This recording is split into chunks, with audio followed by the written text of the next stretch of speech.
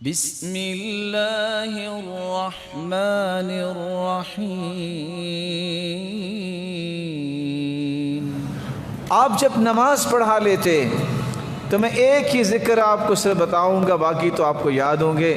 یہ دعا پڑھنا کبھی نہ بھولیے جو سیدہ ام سلمہ رضی اللہ تعالیٰ عنہ نے بیان کی ہے۔ اللہم انی اسألک علما نافعا ورزقا طیبا وعملا متقبلا۔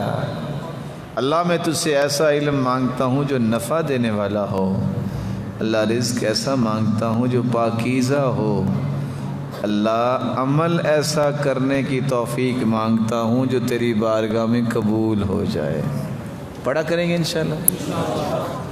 آپ صلی اللہ علیہ وسلم کا فرمان ہے، بورک لامتی فی بکورہا، صبح کے وقت میں اللہ نے برکت ڈال دی ہے۔ ابو صخر الغامدی رضی اللہ تعالی عنہ جو کاروبار کرتے تھے، غلاموں کو سورج نکلنے کے بعد جو ہے کاروبار پہ بھجواتے، جب انہوں نے یہ حدیث سنی تو صبح کی نماز کے بعد یہ اپنا کام شروع کر دیتے۔ بورک لامتی فی بکورہا، اللہ نے برکت ڈال دی ہے صبح کے وقت میں۔ پڑھنا ہے تو فجر کے بعد، یاد کرنا ہے تو فجر کے بعد، اس وقت کو ضائع نہ کیجئے، اس سے فائدہ لیجئے۔ ابو صخر غامدی نے ایسا ہی کیا، اتنا مال آیا کہ گھر تو بھر گیا، پڑوسی کو جا کے کہتے ہیں ایک کمرہ ہی دے دو، میں اپنا سامان رکھ لوں، اللہ نے مال بہت دے دیا۔ ہم کیا کرتے ہیں، ہمارا جو فجرولہ ہوتا ہے، ایک ہوتا ہے نا قیلولہ، ایک ہوتا ہے فیلولہ۔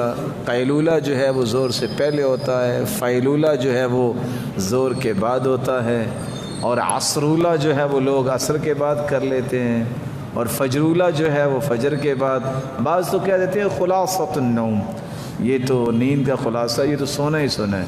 آپ صبح اٹھ کے کچھ پڑھ لیں، سیر کر لیں، آپ کی طبیعت جو ہے، آپ کی صحت، یہ بھی ایک امانت ہے، اس کا بھی آپ خیال کیا کریں۔ المؤمن القوی خیر من المؤمن الضعیف، قوی مومن جو ہے وہ ضعیف مومن سے اچھا ہے۔ وفی کل خیر، اگرچہ اللہ نے ہر دو میں خیر رکھی ہے۔ اشہد ان لا